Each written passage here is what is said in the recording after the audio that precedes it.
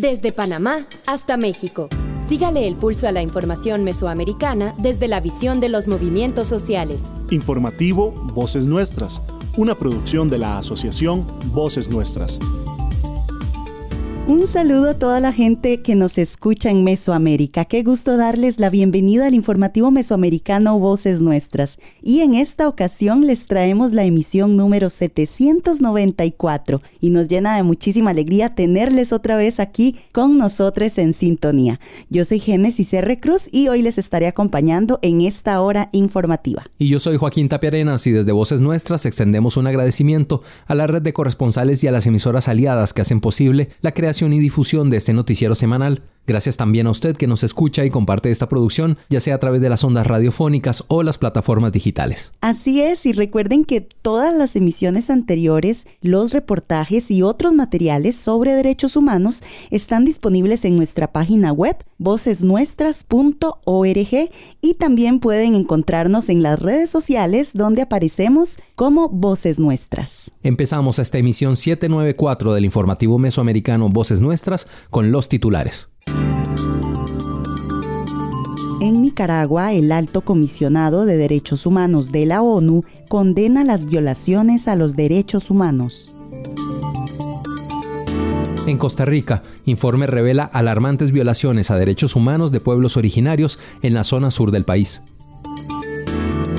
En Panamá, la ciudadanía se mantiene en pie de lucha contra la minería. En El Salvador, juventud desafía la represión para defender la naturaleza y sus derechos. En México, Tribunal Electoral niega amparo a radios comunitarias. En Guatemala, Río Negro, voces con historia. Y en México, casos de dengue se triplican en comparación con el año anterior, advierte la Secretaría de Salud. Y también en México, Elvira Camacho, la misión de buscar justicia para encontrar paz. Nos unen nuestros territorios, nuestras historias, nuestras culturas. Informativo mesoamericano, Voces Nuestras. En Nicaragua. La Oficina del Alto Comisionado de Derechos Humanos de la Organización de las Naciones Unidas, ONU, presentó su informe de actualización sobre la situación en Nicaragua, en el cual manifestaron su preocupación por el deterioro de los derechos humanos de la población. A pesar de que la representante del gobierno de Daniel Ortega rechazó el informe y negó que se estén cometiendo tales violaciones, los hechos investigados demuestran lo contrario, según señalaron las representantes de la sociedad civil nicaragüenses que pudieron levantar su voz desde el exilio. Una de las representantes de la sociedad civil de Nicaragua denunció las graves violaciones que se cometen contra las poblaciones indígenas, las cuales son constantemente desplazadas y atacadas. Queremos manifestar nuestra preocupación respecto al incremento de violencia sistemática en contra de los pueblos indígenas Miskito y Mayangna, producto de la invasión de colones mediante ataques que amenazan su sobrevivencia. Esto se refleja en la quema de viviendas y cultivos, generando una crisis humanitaria y el desplazamiento forzado interno de varios miembros de las comunidades. A la alarmante situación de violencia se añade la impunidad de las agresiones, así como el impacto de las empresas extractivas en los territorios, producto de las concesiones que el Estado continúa otorgando a transnacionales, promoviendo una inversión ilegal de tierras de forma inconsulta. Denunciamos las violaciones a los derechos colectivos e individuales de los pueblos indígenas y afrodescendientes en la costa caribe de Nicaragua con la aprobación y consulta por parte del Fondo Verde del Clima del proyecto Bioclima en noviembre de 2020 y los efectos negativos potencialmente irreversibles en las tierras, territorios, recursos naturales de forma debida, incluyendo el impacto de la instalación de una política de cohabitación. La vulneración de derechos colectivos se produce en un momento que el Estado de Nicaragua desea revertir la suspensión temporal de desembolso del proyecto Bioclima. Para ello, impulsado durante las últimas 2 semanas de agosto del 2023 una consulta invasiva y forzosa sobre los pueblos indígenas y afro en los territorios, los cuales no cumplen con las condiciones mínimas ni los estándares internacionales. Los pueblos indígenas y afro solicitamos a los estados y tomadores de decisión la suspensión de todo plan de financiamiento actual y futuro de las autoridades nicaragüenses mientras no se den las condiciones que garanticen los derechos humanos. Solicitamos al Alto Comisionado de elabore un informe sobre el impacto del proyecto Bioclima y la grave situación de derechos humanos del pueblo indígena y afro en Nicaragua.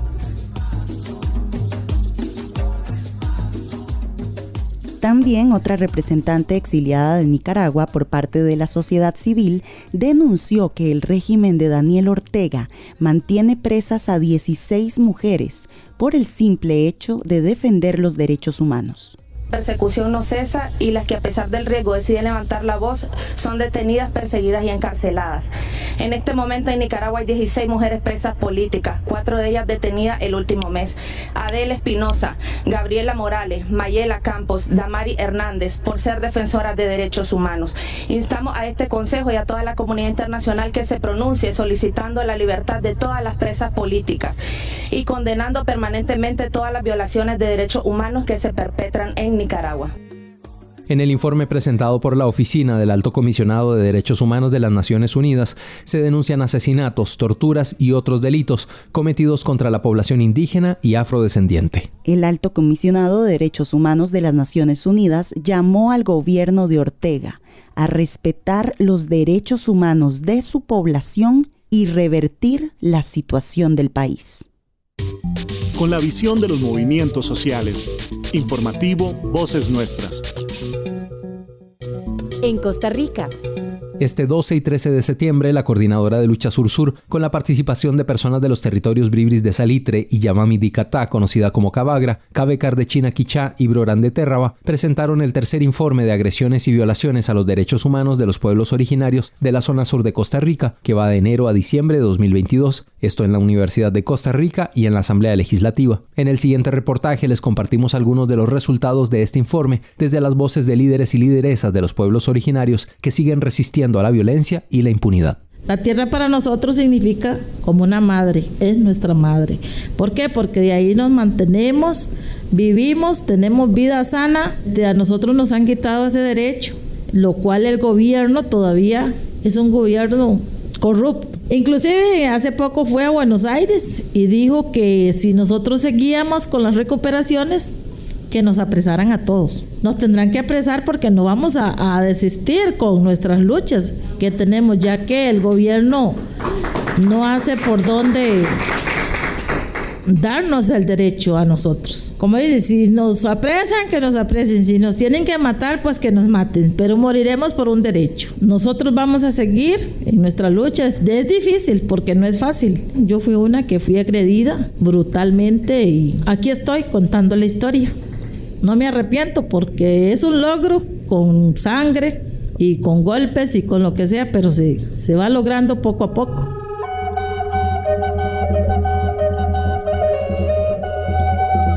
El informe de agresiones y violaciones a los derechos humanos de los pueblos originarios de la zona sur sistematiza y analiza una serie de incidentes de seguridad contra los pueblos originarios de Costa Rica, desde los relatos, las voces y los cuerpos de las personas recuperadoras. En el 2018 se ha empezado un proceso de reivindicar las tierras que están en posesión de personas no indígenas por medio de que son las recuperaciones de tierra. ¿Qué son recuperaciones de tierra? Las recuperaciones de tierra, cuando un pueblo de un territorio definido se organiza y establecen mecanismos propios y hacen las recuperaciones de su territorio. Esas acciones se hacen ya que el gobierno, pues por la inacción del Estado, por el incumplimiento a los derechos que están establecidos como el convenio y ley indígena que reconocen nuestro derecho al acceso a la tierra y el Estado no cumple, entonces el pueblo se ve en la obligación de poner en riesgo la vida de todos los compañeros. Este documento es un documento muy importante para la lucha que estamos dando en el territorio porque eso evidencia no solamente lo que yo hoy puedo venir a hablar aquí, sino hay evidencias documentadas de lo que ha sufrido la comunidad, el pueblo indígena por defender el derecho al acceso a la tierra, que es la lucha que está dando mi pueblo. Este documento registra todo lo que ha sufrido el pueblo, agresiones, amenazas, tentativas de homicidio, las quemas de las viviendas, detenciones arbitrarias, quemas de las fincas.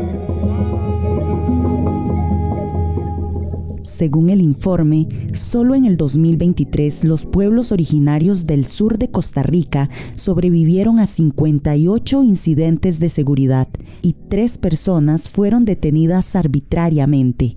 Las agresiones fueron llevadas a cabo por distintos actores, como ocupantes ilegales, peones y otras personas no indígenas.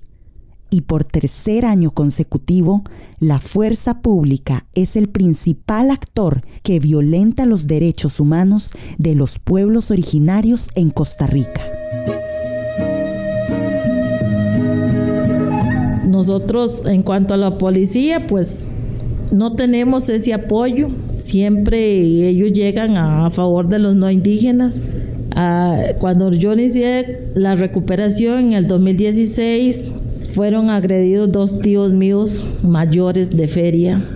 Uno recibió un balazo en una pierna y el otro en una mano. El otro fue golpeado. Uno sí está vivo, el otro sí falleció, producto de esas agresiones. El papel ha sido más bien como en contra del indígena, porque ahí llegan y a veces arremeten es contra el indígena. Se llevan preso al indígena cuando en realidad, y dicen que somos los indígenas que somos los agresores, cuando en realidad son otras personas, y a veces hasta los mismos policías se dedican a agredir a los indígenas. Son procesos agotables que nunca se llegan casi que a nada. Incluso ahora se está viendo que más bien hasta el asesino anda libre. En el caso de nosotros, que nos quitaron un compañero hermano indígena con el pueblo Brora, que el asesino anda libremente. Entonces eso afecta a que no se ejecuten los procesos como tiene que ser. Entonces creemos en nuestras acciones propias que tejemos dentro de las comunidades indígenas. Eso nos ha ayudado a mantenernos durante varios tiempos en esta lucha de la coordinadora, y creo que ha sido un espacio muy importante. Y que ya deje de haber tanta falta de respeto y como de violencia a los derechos indígenas, y también que no exista tanta impunidad a los asesinatos, a los intentos de homicidio en contra de los indígenas. Para Voces Nuestras, desde San José, Costa Rica, este es el reporte de Génesis R. Cruz.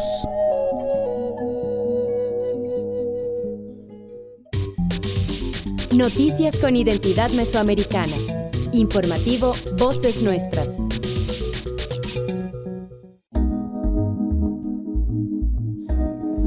Casa Voces, Memorias y Culturas es un espacio virtual interactivo de la Asociación Voces Nuestras, que busca contrarrestar los discursos de odio misóginos, clasistas, racistas y coloniales que persisten en las narrativas de la historia oficial.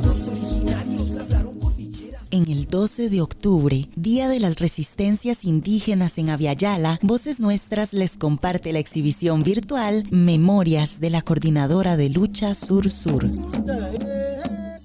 La exhibición, disponible en vocesnuestras.org, permite hacer un recorrido audiovisual hasta las raíces de la historia de los territorios y pueblos originarios de Costa Rica. Este espacio cuenta con recursos pedagógicos y didácticos de Edu Entretenimiento, especializados en derechos humanos y comunicación para adolescentes, jóvenes y personas adultas. Con mapas, juegos, música y animaciones, este recorrido virtual reconstruye relatos de mayores y mayoras de distintos pueblos, recopilados con el apoyo de los autogobiernos y organizaciones propias de los territorios. Voces Nuestras trabajó en conjunto con la Coordinadora de Lucha Sur-Sur y docentes de estudios sociales del Ministerio de Educación Pública para recopilar la memoria de los pueblos que se retrata en la exhibición. La Coordinadora de Lucha Sur-Sur reúne a organizaciones de pueblos originarios y comunidades campesinas de la zona sur de Costa Rica, que se han organizado históricamente en defensa de la tierra, los ríos, la justicia y contra la impunidad. Hasta que me muera, vamos a luchar este proceso hasta que me muera, no vamos a salir huyendo. Las medidas dicen que no debo salir del país, no, yo nunca voy a salir del país, ni mucho menos de mi comunidad. Cuando me quisieron sacar la vez pasada por el atentado, no, preferí morirme allá que salir huyendo. O sea, yo no tengo por qué salir huyendo. Siempre he dicho, el que nada debe, nada teme, entonces vamos a enfrentar las cosas hasta que muera. Actualmente, la coordinadora ha centrado su trabajo en los procesos de defensa de los derechos humanos de los pueblos originarios y en la recuperación de tierras, territorios que han sido usurpados por personas no indígenas. En Terra está pasando una ola de agresión en contra de todos los que estamos luchando por hacer valer nuestras leyes como territorios indígenas. A mi gente les pido un poco más de paciencia de la que hemos tenido. A mi gente le pido fe. Visita vocesnuestras.org, crea tu avatar y sé parte de una experiencia interactiva de educación popular. Voces Nuestras, Centro de Comunicación Educativa. En Panamá. El debate sobre un nuevo contrato minero en Panamá ha desencadenado protestas constantes en la Asamblea Nacional de Diputados y en todo el país. Los y las estudiantes de la Universidad de Panamá también se han unido a las manifestaciones en contra del contrato. A pesar de la falta de medidas gubernamentales para preservar la naturaleza y asegurar el suministro de agua para el Canal de Panamá, el gobierno sigue adelante con sus intenciones de apostar a la extracción minera. La situación es preocupante y ha generado un fuerte movimiento de oposición en todo el país. Vamos a darle el pase a nuestra compañera Dania Betsy Batista Guevara de Radio Temblor Internacional, que nos tiene la información. Desde que se inició el debate sobre el nuevo contrato minero en la Asamblea Nacional de Diputados, las manifestaciones en contra de la aprobación del mismo han sido constantes en los predios de este órgano del Estado panameño. De igual manera, a lo largo y ancho del país se desarrollan concentraciones, piqueteos, vigilias, volanteos en las calles. Y en la Universidad de Panamá, los estudiantes no han cesado sus protestas contra el leonino contrato. Han sido diversas las personalidades que han hablado por parte del movimiento social y popular en este primer debate, argumentando en contra del nefasto contrato minero y sus terribles e irreversibles consecuencias de aprobarse. Por su parte, el gobierno panameño y los defensores de la minería pretenden vender al pueblo panameño como la solución a los problemas de desempleo, de las pensiones a los jubilados, de la caja de seguro social, entre otros. Con el cambio climático hay una realidad latente en Panamá, la escasez de agua, y con ello vuelve al tapete el tema de los embalses, pero que con la minería generaría más contaminación a estas fuentes hídricas que abastecen el Canal de Panamá. Escuchemos declaraciones de Guido Berguido, biólogo y director de la Asociación Adopta Bosque Panamá. Guido Berguido, biólogo y director de la Asociación Adopta Bosque Panamá.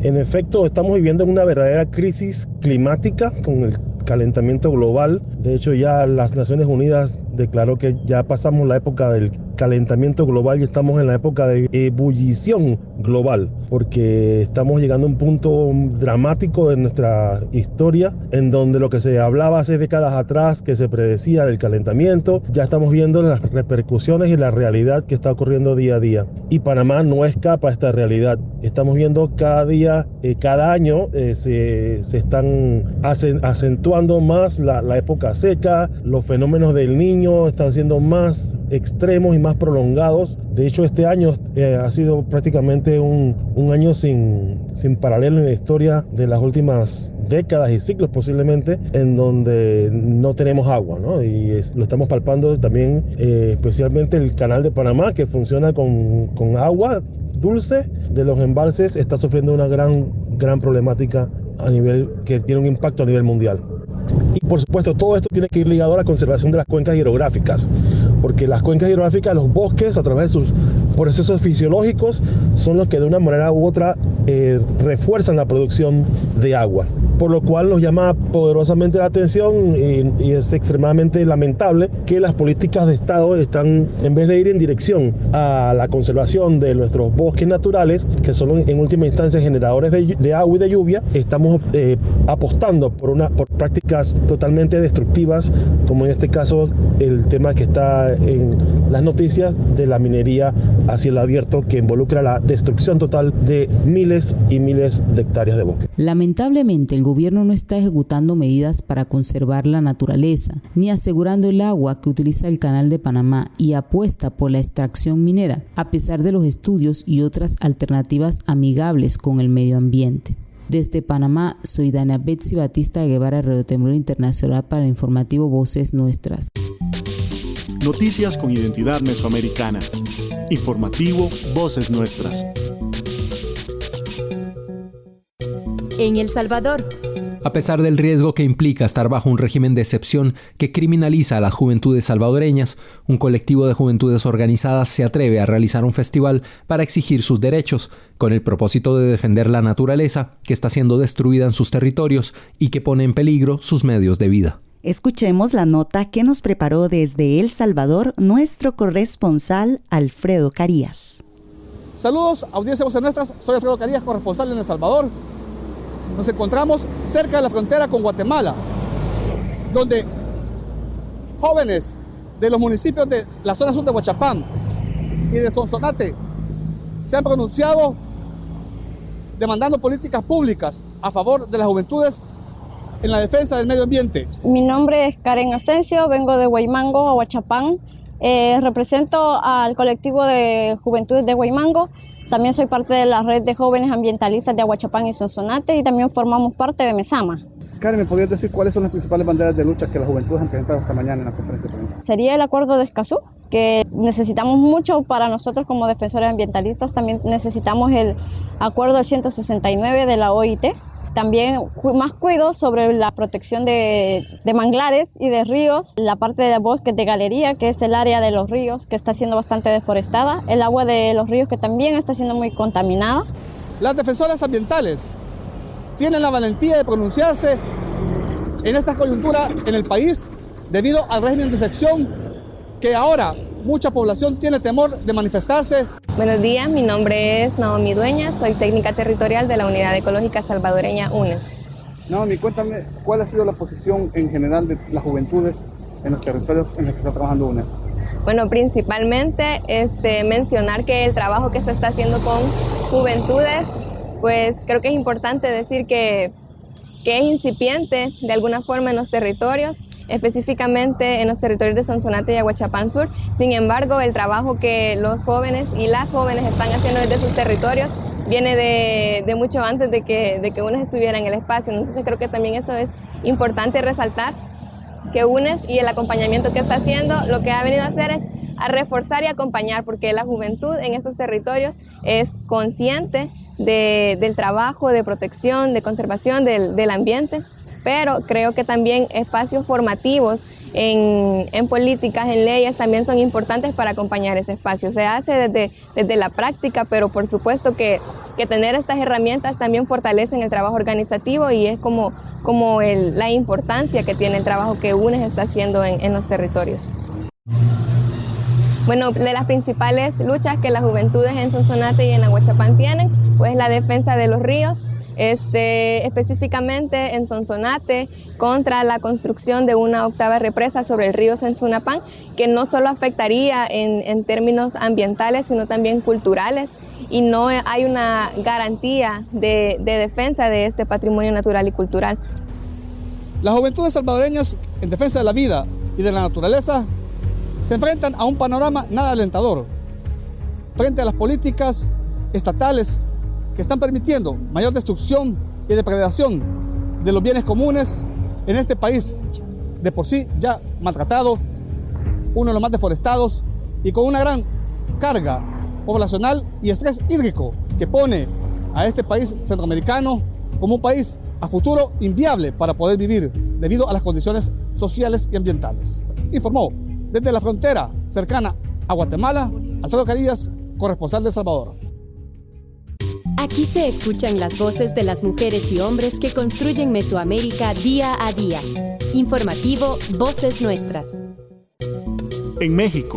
En México, el Tribunal Electoral le negó el amparo a las radios comunitarias, lo que las obligará a transmitir los tiempos del Estado, incluyendo la pauta de los partidos políticos en el país. Esta situación contraviene su derecho a decidir con autonomía sobre sus propios contenidos. Vamos con la nota de Sandra Luz Cruz, corresponsal de Voces Nuestras en México. Las radios comunitarias Tosepan, Zacatepec y Chololan, todas ubicadas en el estado de Puebla, impugnaron ante el Tribunal Electoral del Poder Judicial de la Federación las reformas al reglamento de radio y televisión en materia electoral, pues aseguran que no hubo una consulta previa a los pueblos indígenas para los que transmiten dichas emisoras. Y es que en México, las radios comunitarias que cuentan con concesión son obligadas a transmitir promocionales de partidos políticos que durante los tiempos electorales exigen hasta 6 impactos por hora, lo que requiere al menos de una persona de tiempo completo haciéndose cargo de pautar estos tiempos dentro de la programación, en condiciones que dichas emisoras no pueden cumplir. Sobre esto y la decisión del Tribunal Electoral hablamos con Eric Coyot Lozada, representante legal de Chololan Radio y Radio Zacatepec, emisoras comunitarias que comparten la concesión de uso social en la frecuencia del 107.1 FM en el municipio de Cholula, Puebla.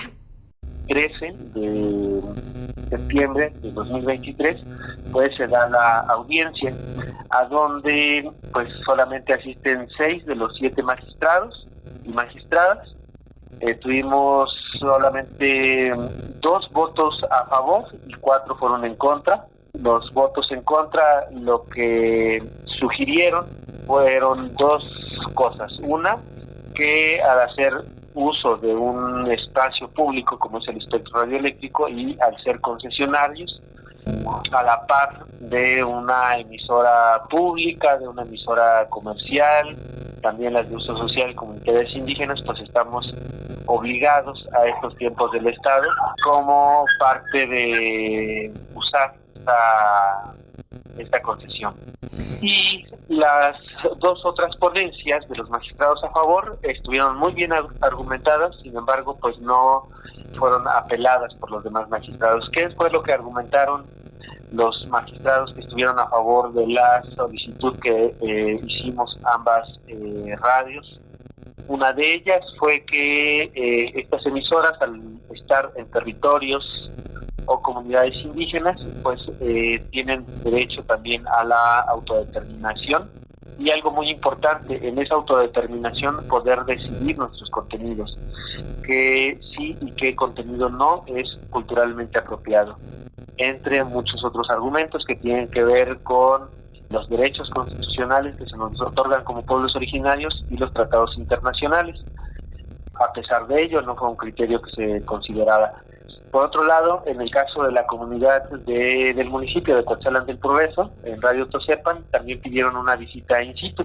Esa visita in situ es literal que los magistrados pudieran asistir a la radio, a la comunidad, y pudieran darse cuenta antes de juzgar cómo se vive la radio, cómo vive la comunidad, y el porqué y la razón, no solamente jurídica, sino también técnica, de poder pautar estos spots. Quienes lo han hecho saben que son más de 100 pautas de los diferentes partidos políticos que existen en el país, y que administrativamente en las radios a donde hacen tequio, a donde hacen pues esto de la ayuda mutua, que por ejemplo para nosotros aquí en Tlaxcalancingo en náhuatl le decimos la palegui, pues se da de manera distinta porque no hay una plantilla laboral como quizá lo hay en muchos otros medios, ¿no? A donde hay 1 o 2 personas que están dedicadas únicamente a la continuidad de la radio, donde tienen un equipo de periodismo, a donde tienen un equipo administrativo. En el caso, por ejemplo, de Chololan, pues tenemos solamente una persona que percibe un apoyo económico, y todas las demás son colaboraciones que se van dando de esta manera, ¿no? ¿Por qué? Porque no hay un recurso económico que alcance para mantener pautas de este tipo, ¿no? Que además obedecen a generar reportes. Por otro lado, en Radio Tosepan, pues nos expresan lo mismo, ¿no? Que también, a pesar de ser una cooperativa, a pesar de ser muchos los miembros que están como parte de la radio, todos al final terminan haciendo tequio. Hay personas que sí tienen una contribución, es mínima, y tampoco pueden estar el tiempo completo en el emisora. Entonces, no solamente son imposibilidades que no conviven con la cosmovisión de las radios, de las comunidades, sino que además técnica, administrativamente es imposible. Ahora, ¿cuáles son las consecuencias? Sanciones económicas. las más livianas por pensar en que no poder pasar y no pasar esos spots, pues se nos va a multar. Pero también puede haber una sanción mucho más grave. ¿Y cuál es esta otra sanción? Que el IFT, con este criterio que tuvo el día de ayer el Tribunal Electoral del Poder Judicial de la Federación, es que se nos diga por incumplimiento se retira la concesión. Entonces, esta obligación no es nada progresista, sino al contrario, ¿no? Es como regresar, no reconocer estos derechos que tienen las comunidades y territorios indígenas de autodeterminación. Pensar en este escenario de que el hecho de no pasar estos spots nos pueda tener como efecto el retiro de la concesión, pues es todavía violar derechos fundamentales que fueron reconocidos, pero que por un tema administrativo por parte de las instituciones se nos pueda violar este derecho de poder contar con nuestros propios medios de comunicación, que además es importante también decir, tienen una característica muy específica a diferencia de las radios comunitarias, y esto lo señala también la misma Ley Federal en Telecomunicaciones. Entonces, por un lado, se nos da el derecho a acceder a nuestros propios medios de comunicación, en el caso de las radios indígenas, promoviendo usos, costumbres, sistemas normativos, revitalizando la lengua. Por ejemplo, aquí nosotros en Cholula, a donde se nos ha reconocido como pueblos originarios, pero que al mismo tiempo se nos ha castigado porque tenemos muy cercana la ciudad, pues todavía estas radios retoman un significado más fuerte. Pero en el momento en el que un tribunal, en este caso el electoral, nos empieza también a bombardear de toda esta información, pues desde luego que es más complicado todavía el tratar de sostener esos principios que indica la misma ley en telecomunicaciones, de preservar nuestras culturas, nuestras lenguas y nuestros sistemas normativos. Aquí, por ejemplo, tenemos todavía asambleas a donde se deciden esos temas importantes que nos preocupan, a donde adquiere todavía mucho más poder que las decisiones de un ayuntamiento, de un presidente municipal, de esos regidores, ¿no? Porque entonces es la asamblea la que determina cómo gozar y usar nuestro territorio, nuestros bienes naturales. Y ayer, por ejemplo, también lo decíamos en entrevistas con otros medios de comunicación, el aire también es parte de nuestro territorio y también en él tenemos derecho de autodeterminar, en este caso, nuevamente, qué contenidos sí vamos a reproducir y qué contenidos no vamos a reproducir.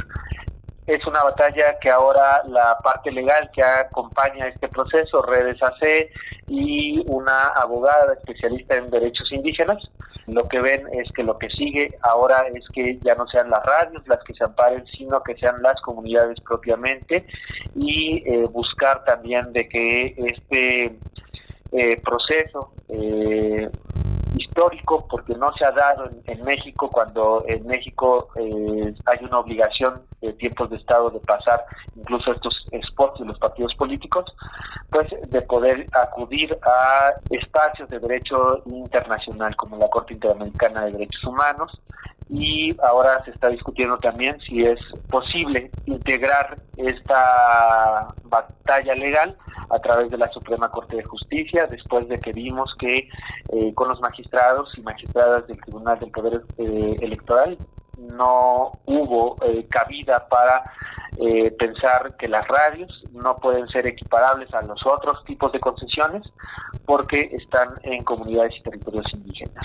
Y pues bueno, ya nada más agregar que se estarán convocando a más radios de uso social indígena para que también puedan demandar este derecho y bueno, pues en ese camino encontrar mayores oportunidades, porque este es un hecho que además también ha inhibido que muchas otras comunidades no piensen en tener una concesión de radio de uso social indígena. Desde México, para el informativo mesoamericano Voces Nuestras, reportó Sandra Luz Cruz. Nos unen nuestros territorios, nuestras historias, nuestras culturas. Informativo mesoamericano, Voces Nuestras. En Guatemala, estudiantes del Diplomado Juventudes y Participación Ciudadana, una mirada activa desde la historia reciente de Guatemala, del municipio de San Cristóbal, Verapaz, presentarán el sábado 16 de septiembre el documental Río Negro, Voces con Historia. Este trabajo académico-artístico está dirigido especialmente a la juventud con la finalidad de conocer los efectos y el impacto que la masacre de Río Negro, acaecida durante los años 80 en el marco del conflicto armado interno, ha tenido en el tejido social y economía local. La nota con el corresponsal Herbert Reyes desde la ciudad de Guatemala. Priscila Cal nos comenta cómo surge la idea y a quiénes está dirigido este documental.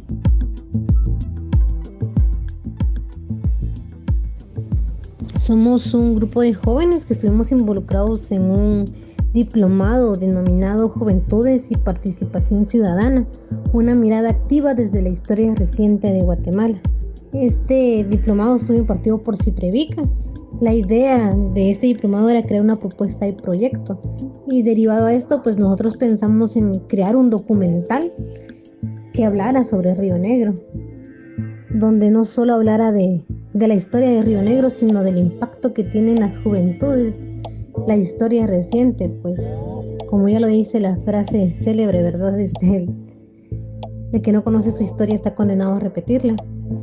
Y pues debido a esto y a intentar concientizar, ¿verdad?, creamos esta propuesta de proyecto y de la mano de Ciprevica pues logramos hacer este documental realidad.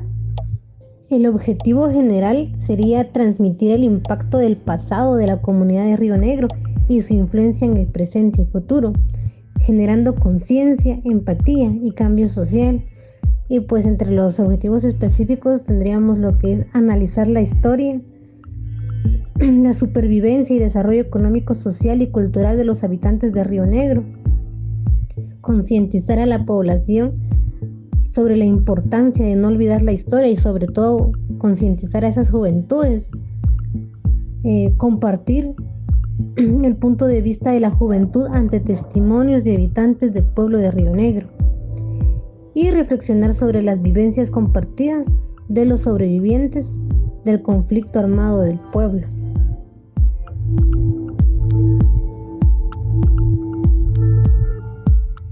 Y bueno, como los jóvenes que estuvimos en el diplomado somos de San Cristóbal, de las comunidades, de tanto del área urbana como rural, habemos jóvenes involucrados, entonces decidimos hacerlo en nuestro pueblo.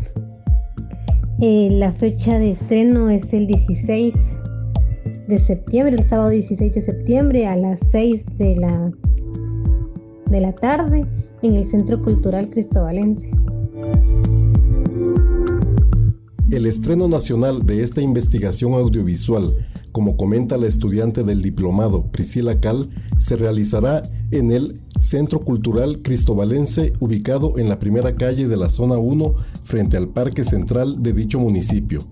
Desde la ciudad de Guatemala, reportó para el informativo mesoamericano Voces Nuestras, Herbert Reyes.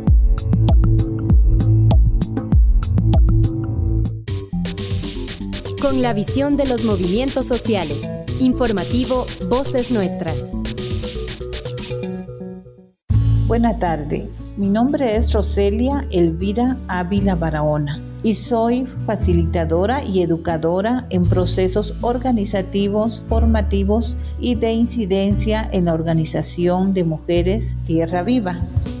Nuestra organización tiene 33 años que trabaja en el país de Guatemala, específicamente en 6 departamentos, siendo del lado de occidente San Marcos, Sololá, Chimaltenango. En Guatemala, que es la parte central, trabajamos en el municipio de San Juan Zacatepeques y estamos también en nororiente en 2 departamentos, uno es Chiquimula y el otro es Izabal.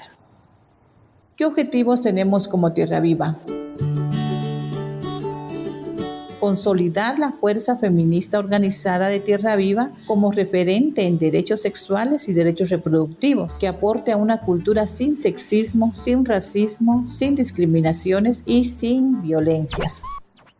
Otro objetivo es posicionar los derechos sexuales y derechos reproductivos como derechos humanos de las mujeres, especialmente los referidos a muerte materna, aborto y violencia sexual.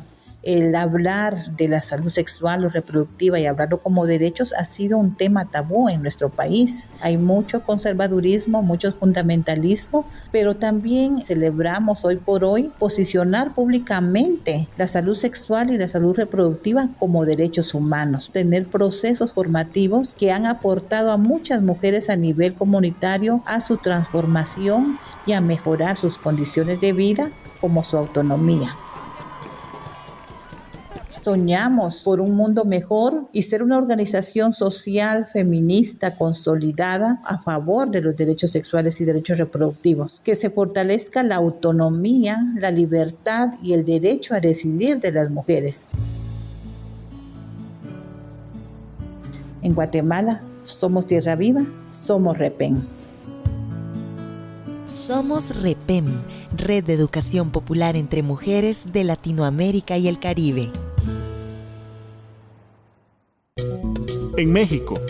En Mesoamérica, las variaciones estacionales en la temperatura y la precipitación pueden tener un impacto significativo en la proliferación de los mosquitos Aedes aegypti. Durante la temporada de lluvia se crea un ambiente propicio para la reproducción de estos mosquitos en recipientes de agua estancada, como tanques de agua, cubos y neumáticos abandonados. En México, los casos de dengue están experimentando un preocupante aumento, según el informe de la Secretaría de Salud, que indica que se han triplicado en comparación con el año pasado. En este reportaje de Radio Teocelo desde Veracruz, México, Reina Melchor Rivas nos comparte el detalle.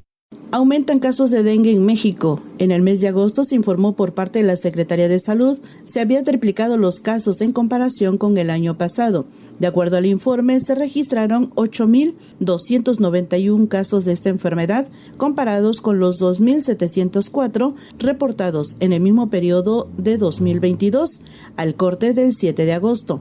Desde que comenzó el 2023, el incremento de los casos de dengue en Latinoamérica ha causado preocupación y México no es la excepción. De acuerdo con los registros que lleva la Secretaría de Salud, se ha mantenido un alza en casos probables, confirmados y de defunciones. De igual forma, las defunciones por dengue, que primero son evaluadas por el Comité Nacional para la Vigilancia Epidemiológica, indican que para la semana 31 se han registrado 31 muertes, 5 más de las que ocurrieron en el mismo periodo en 2022. De acuerdo con el informe, el estado con más casos de dengue es Quintana Roo, al registrar 1.806, le sigue Veracruz con 1.498 personas, Yucatán con 1.396 positivos, Puebla con 718 registros y Morelos, que se queda con 649 casos. Estos 5 casos concentran el 73% de los casos confirmados totales a nivel nacional. Mientras que en Aguascalientes, Baja California, Chihuahua, la Ciudad de México, Querétaro, Tlaxcala y Zacatecas son los únicos estados donde hasta el momento no se habían detectado casos. Entre las recomendaciones que se ha emitido por el sector salud es usar ropa que proteja de sufrir alguna picadura, como camisas de manga larga y pantalones largos.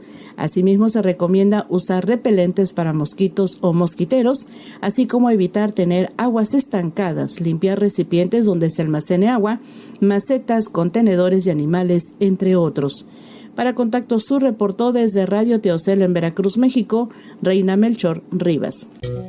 En México. En su búsqueda de pruebas, atravesando el duelo y en un esfuerzo por desenmascarar al asesino de su hija, Elvira Camacho Bautista conoció a otras mujeres que, al igual que ella, estaban de luto. Juntas forjaron una alianza con el objetivo de recuperar la paz que les había sido arrebatada. Tejieron una alianza llamada Las 300 Madres, con el fin de mantener viva la memoria. Hoy vamos a escuchar el segundo episodio del podcast Aliadas, Historias de Vida de Defensoras y Periodistas, producido por Comunicación e Información de la Mujer, CIMAC. Aliadas, Historias de Vida de Periodistas y Defensoras de Derechos Humanos. Episodio 2. Elvira Camacho Bautista. La misión de buscar justicia para encontrar paz.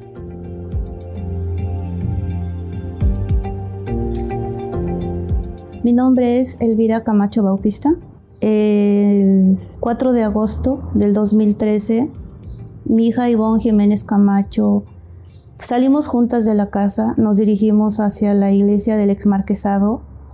El novio estaba fuera esperando y pues yo lo único que le pregunté fue, oye, ¿regresaron? Y ella solo me dijo, mamá, dice, por tanta insistencia, toda la noche me estuvo mandando mensajes. Entonces dice, solo quiere quedar bien conmigo. Esa fue la última vez que Elvira vio con vida a su hija Ivonne, de entonces 20 años de edad. La próxima vez que estuvieron juntas fue 2 días después, en el velorio de Ivonne. Han pasado 8 años y Elvira no deja de insistir en que se ha capturado el asesino de su hija. La fe la sostiene. Creció y se educa en la Iglesia Católica. Por eso cuando su hija fue asesinada, la religión la sostuvo y le enseñó a vivir el duelo con serenidad. En este episodio de Aliadas, conoceremos a Elvira Camacho en su lucha por justicia para su hija Ivonne y otras víctimas de feminicidio, que la llevaron a integrar en Oaxaca una red de apoyo de madres cuyas hijas fueron asesinadas o violentadas. Elvira Camacho es una mujer de 52 años de edad, madre de 2 hijas y 2 hijos. Es originaria del municipio de Acatzingo, en el estado de Puebla, pero desde hace 18 años vive en la capital de Oaxaca, al suroeste de México. Sus convicciones siempre fueron claras. Yo creo que mi vida era así un triángulo: la familia, el negocio y la iglesia, la fe. Aquella vida en armonía cambió la mañana del domingo 4 de agosto de 2013. Ese día Elvira y su hija Ivonne fueron al templo de Santa María del Exmarquesado, ubicado en el centro de la ciudad de Oaxaca. Kevin, la expareja de Ivonne, fue quien las llevó en su coche a la iglesia. La noche anterior le envió mensajes de texto a Ivonne para insistirle en la necesidad de hablar en persona.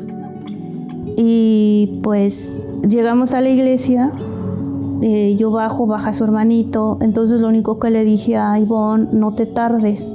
20 días antes ella me había comentado que Kevin era muy violento, la sometía mucho y que él le había quitado las amistades, tenía celos de todos, de sus compañeros, de sus compañeras, de sus amigas y hasta de sus hermanos.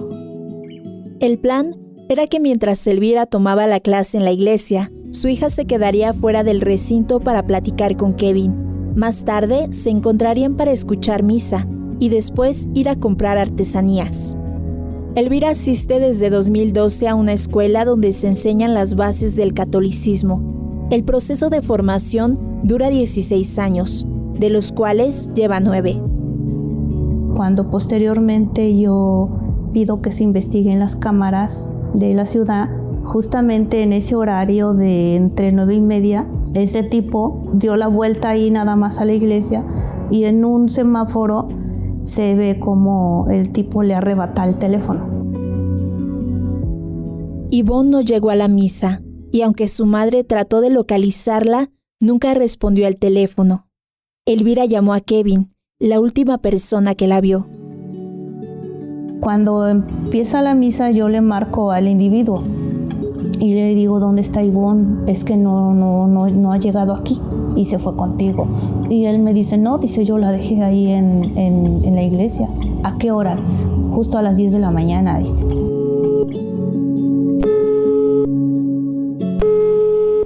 Entré a la iglesia, al templo, entré a la capilla, le vuelvo a marcar y nada, su teléfono estaba muerto. Ivonne está desaparecida. Elvira le volvió a marcar a Kevin. Entonces, la única respuesta que me dijo, mire, dice, es que ya va a empezar mi partido y voy a apagar mi celular. Cuando Elvira se comunicó con los padres de Kevin, ambos trabajadores del Tribunal Superior de Justicia también negaron tener noticias de Ivonne. El desinterés de Kevin por lo que sucedía le hizo sospechar de él. Entonces yo ya le hablé y le dije, mira, no te hagas. Tú la tienes. O sea, yo sé que Ivonne está contigo. Solo te voy a dar una oportunidad. Si la tienes, regrésamela. Como la tengas. Te lo estoy pidiendo con el corazón en la mano. Y él solo me dijo, hágale como quiera.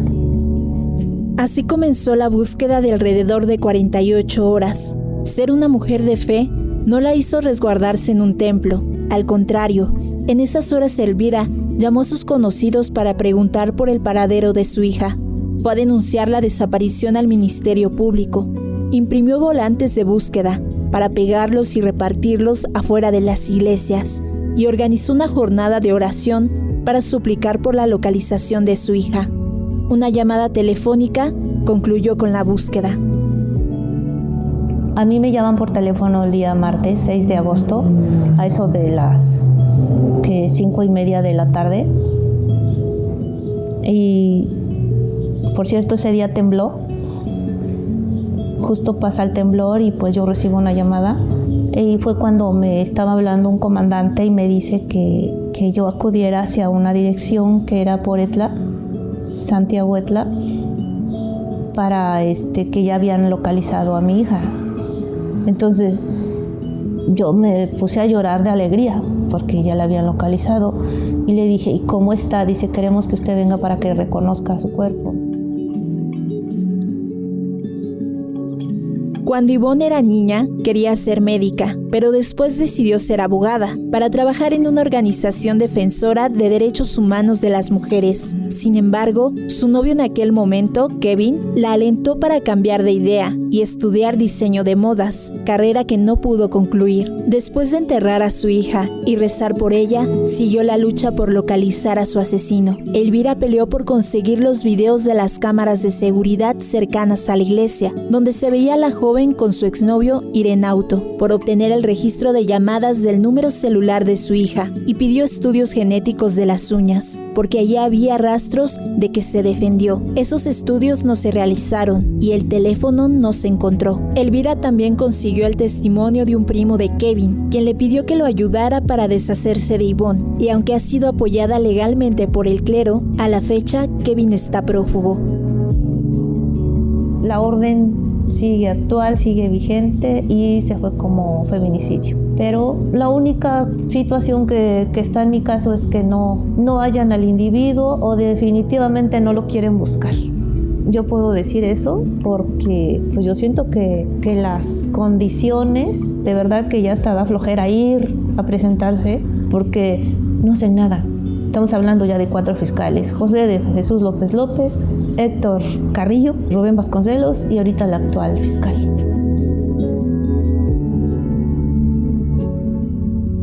Elvira cree que la familia del exnovio de su hija lo ayudó a escapar, porque aunque ellos no tienen un cargo de poder en el tribunal, su padre trabajó en la biblioteca y su madre fue secretaria, ambos conocen gente de esa institución.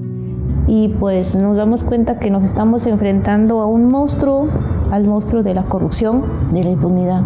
Y también hay otro monstruo que es el que nos hace más daño, es el del silencio, en que hay personas que hasta te conocen, que son tus familiares y que no hacen nada. A lo largo de 8 años, Elvira sigue enfrentando ese monstruo, pero no lo ha hecho sola. Su fe y otras mujeres son quienes la sostienen.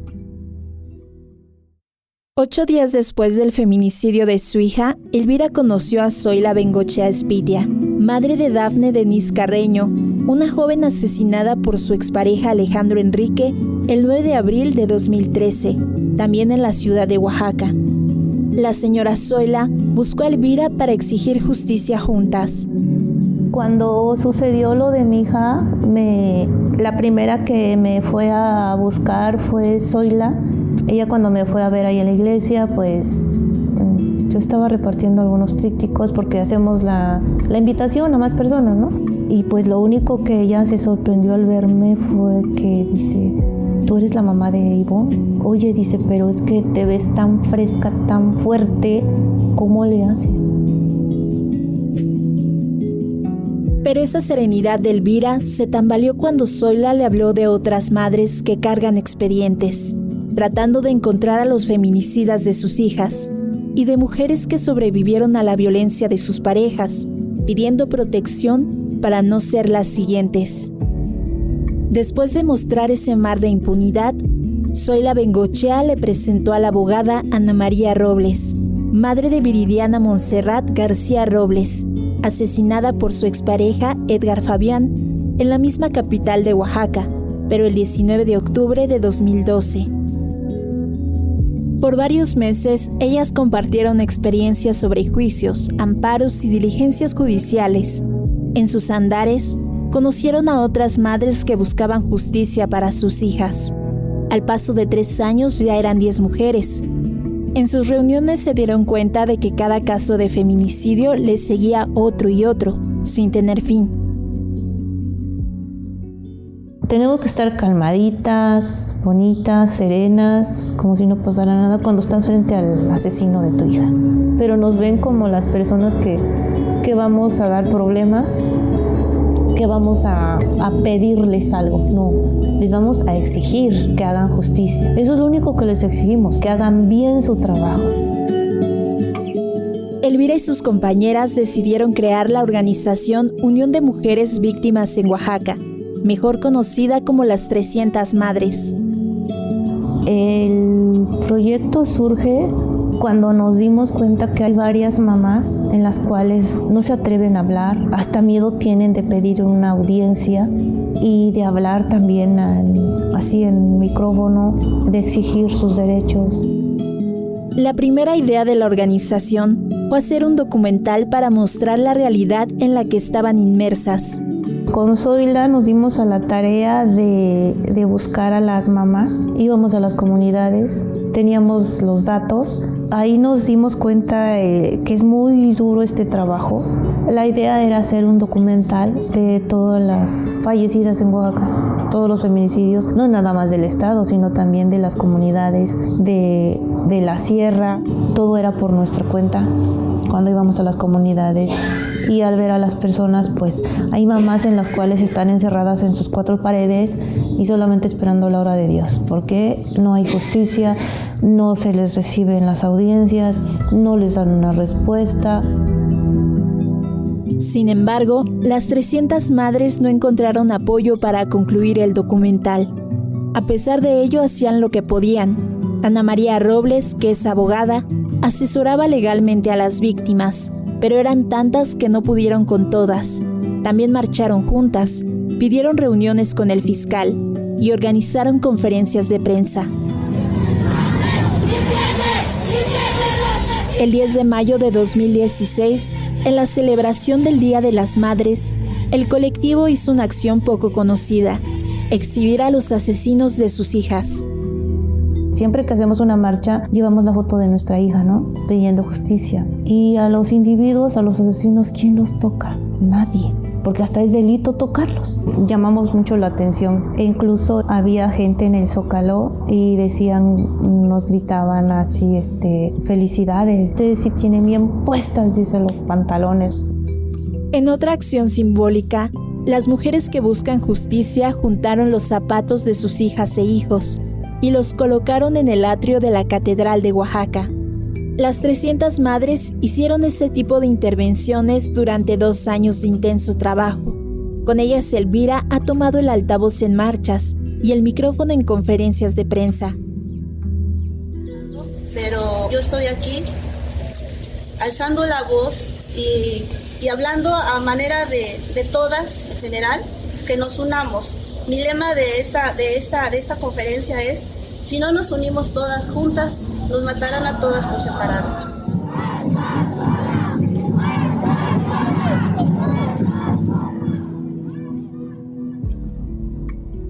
Elvira se dio cuenta de que hay hombres que asesinan a las mujeres de formas brutales, sin que nadie ponga un alto. En el primer aniversario luctuoso de Ivonne, Elvira Camacho organizó una misa. La ceremonia la celebró un arzobispo. A él le confesó su odio y su dolor. Más que una disertación, el sacerdote le habló del perdón. Perdonar no significa que ese hombre ya ande como si nada, no. Él tiene que pagar el delito que hizo, y lo tiene que pagar. Y si verdaderamente está arrepentido, que se entregue solo, pero no está arrepentido. Entonces, la justicia tiene que seguir. Elvira ha sido capaz de plantar la cara al gobernador Alejandro Murat Hinojosa, quien asumió el poder en 2016, y gracias a las 300 madres y otros colectivos de mujeres, un año después el gobernador se comprometió a atender los casos de feminicidio, y presentar información mensual de los avances. A pesar de esa palabra empeñada, la impunidad permanece. Ya pasaron 4 años. Cuando esta compañera Soledad Jarquín me entrevistó, se lo comenté y le digo, pero creo que a este gobierno el tiempo para él es como los tiempos de Dios, porque dicen que para Dios 1000 años es un día. Y este gobierno ya se siente como Dios, ¿no? Porque no ha hecho nada de verdad. A la par de lidiar con el desinterés de los funcionarios, Elvira tiene que sortear las amenazas. Antes de que saliera la orden de aprehensión de captura para Kevin, arrojaron un cartón en su casa. En el mensaje le dijeron que se fuera, o alguien de su familia pagaría las consecuencias. En otra ocasión, recibió una llamada diciendo que tenía una orden de aprehensión contra ella, su esposo y sus hijos. Sus abogados verificaron y nunca existió un documento de arresto. Todo lo que nos ha pasado a mí no me da miedo. Y mis hijos me han dicho, mamá, ya no hagas marchas, ya no vayas a nada de eso, ya deja todo eso, piensa en nosotros. Pero Elvira no va a claudicar en buscar justicia por el feminicidio de su hija Ivonne. Mejor me voy a ir, pero luchando, porque si nos encerramos entre 4 paredes, o me muero de hambre, o me muero de tristeza, de depresión, pero me voy a morir aquí, encerrada, de cobarde, sin luchar, sin salir a gritar que queremos justicia. Y nadie tiene la vida comprada.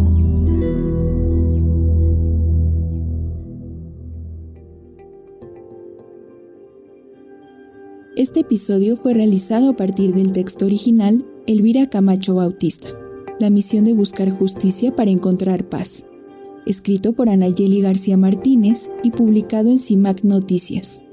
La edición y el montaje estuvo a cargo de María Esparza Quintana y el guión fue adaptado por Geisel Zamora Mendieta.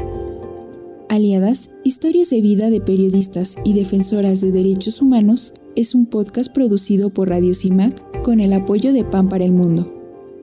Escucha el resto de las aliadas en tu plataforma de podcast preferida o visita cimacnoticias.com.mx. Si tiene información, sugerencias o comentarios, le invitamos a escribirnos a redaccion@vocesnuestras.org. En Twitter somos Voces Nuestras. Llegamos al final del informativo mesoamericano Voces Nuestras y les agradecemos muchísimo por acompañarnos en este viaje informativo. Les enviamos un abrazo rebelde, principalmente a nuestra red increíble de corresponsales y a todas las radios aliadas que llevan a cabo esta producción con sus aportes y así transmiten las voces de las comunidades a todos los territorios de nuestra región. Y sin importar si nos escuchan en la radio, en línea mediante plataformas digitales o en nuestro sitio vocesnuestras.org, recuerden que pueden seguir en contacto con las voces de los movimientos sociales de Centroamérica y México en nuestras redes sociales, donde nos pueden encontrar como Voces Nuestras. Recuerden que la próxima semana volvemos a escucharnos para seguir compartiendo información relevante desde los territorios con una perspectiva popular, feminista y comunitaria. Hasta entonces.